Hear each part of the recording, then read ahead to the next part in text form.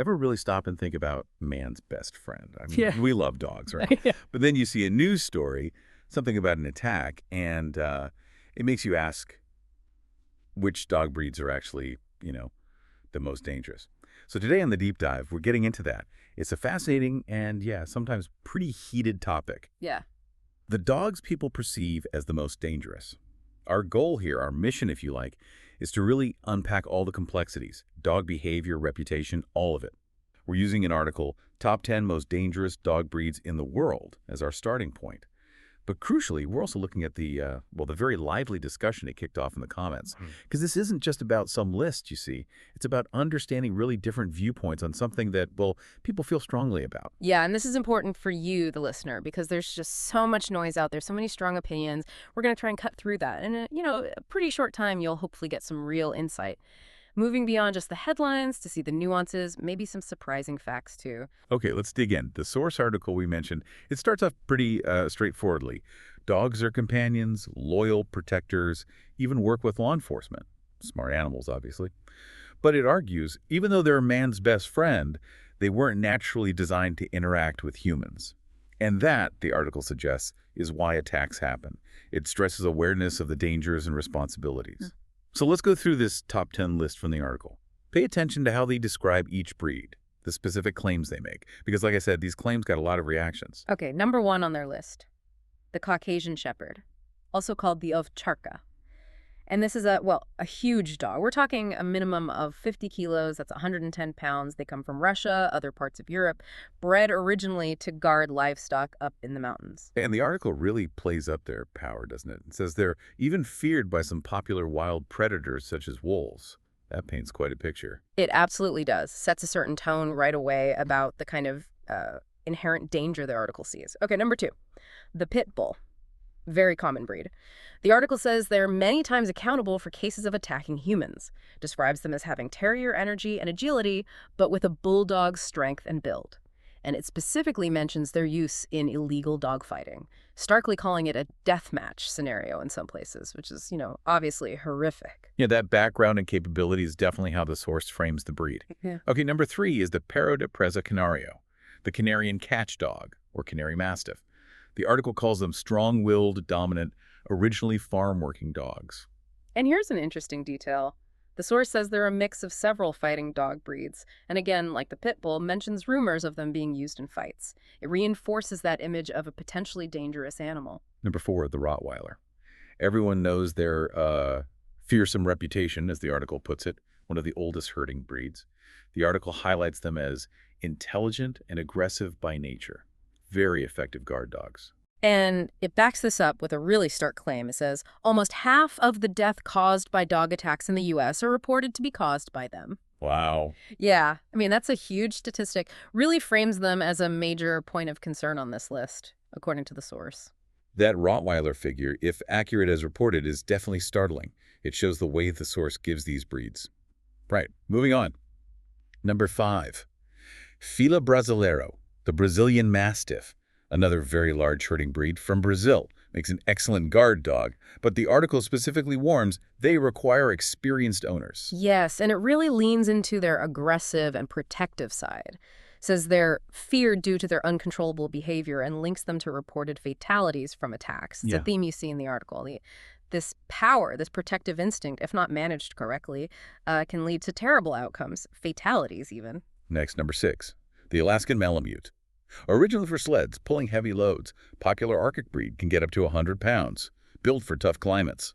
And the source notes their natural hunting skills, going so far as to claim they can even kill large predators such as bears. Bears, really? That's what the article claims. It uses that specific dramatic detail to emphasize just how formidable they are, linking their origins to, potential danger. Okay. Number 7 is the wolf dog. Exactly what it sounds like. A mix between domestic dogs and wild wolves.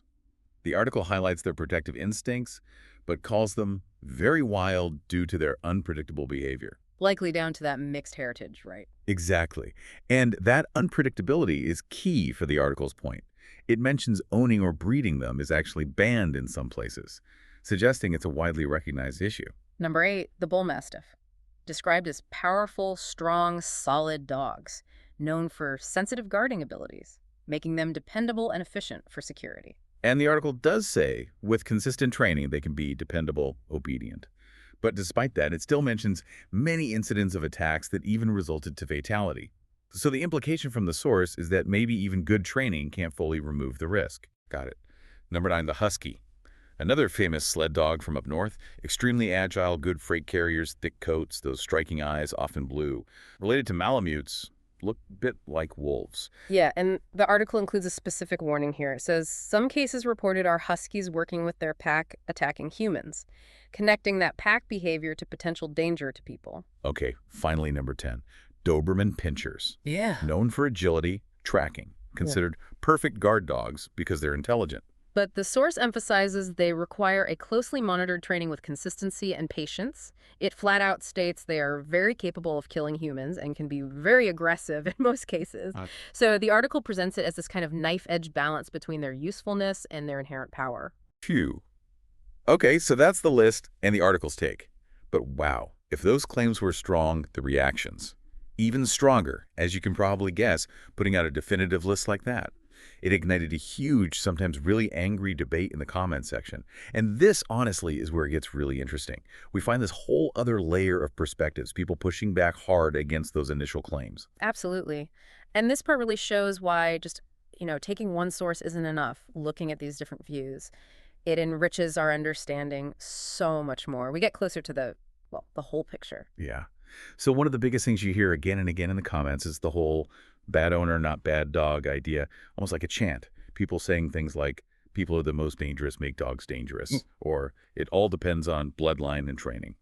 Someone named John put it very simply, I believe there are no bad dogs, just bad owners.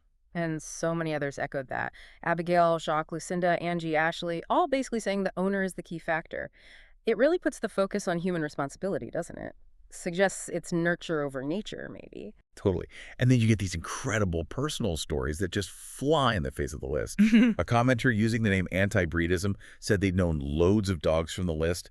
They mentioned a Doberman that was apparently timid, never dominant, pit bulls that were basically substitute sitters for our kids, even a wolf mix that won the hearts of their whole family. Right. And V.K. Christofferson told this amazing story about their boar bull that's a big South African Mastiff type who defended them during a home invasion.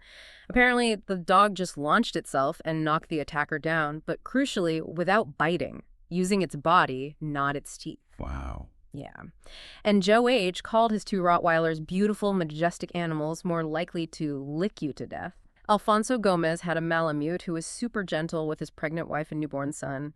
Wouldn't let strangers near the baby, apparently, even when the baby was, chewing on the dog's tail. That's amazing. These stories really highlight what owners describe as protectiveness for the family, not just random aggression. Like TJ's German Shepherd. Wouldn't let strangers in the yard, sure, but was fine otherwise. And their mixed pit bull, loving dog, but would defend TJ's wife if threatened. It's aggression with a specific trigger. And that's such an important distinction, isn't it? That nuance between aggression and protection.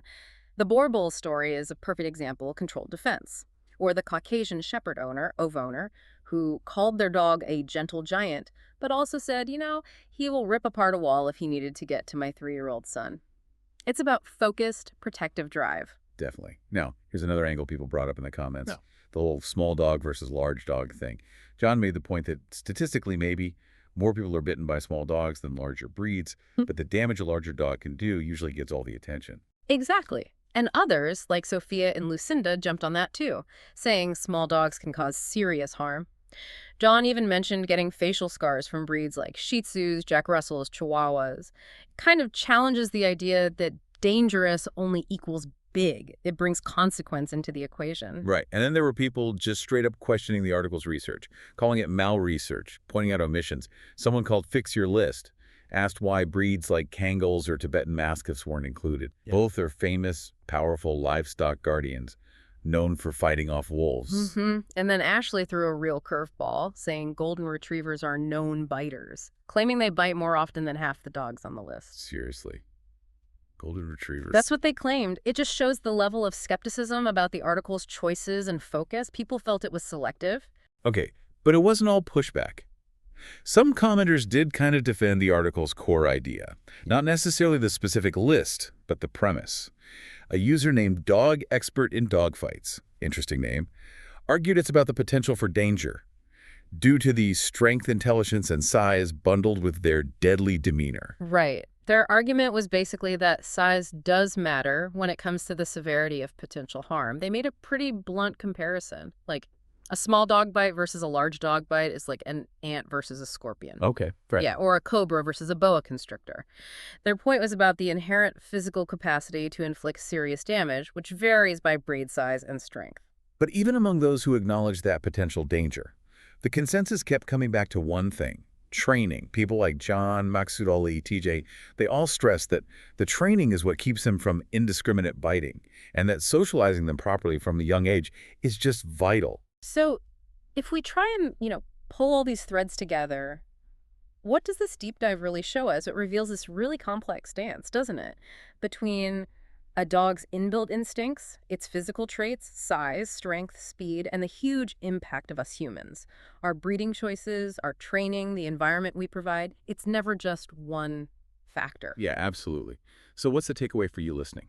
Well, being properly informed seems to mean holding both things in your head at once. You have the statistics, the claims an article might make, like the one we looked at, but you also have these incredibly varied real-world experiences from owners that add so much nuance. It's like you recognize the potential a certain breed might have, maybe due to its history or build, but you also have to prioritize responsible ownership, good training, above almost everything else. And that leads to a pretty big question, doesn't it? How do we balance those inherent breed traits, the guarding instinct, the physical power, with the undeniable influence of how we raise and handle them?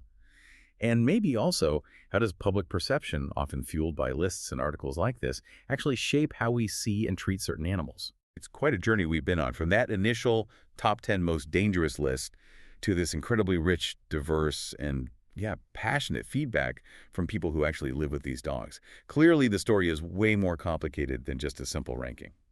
So maybe the final thought to leave you with is this. Thinking about everything we've heard, all the different opinions and experiences, what are your responsibilities when you interact with any dog? Doesn't matter the breed.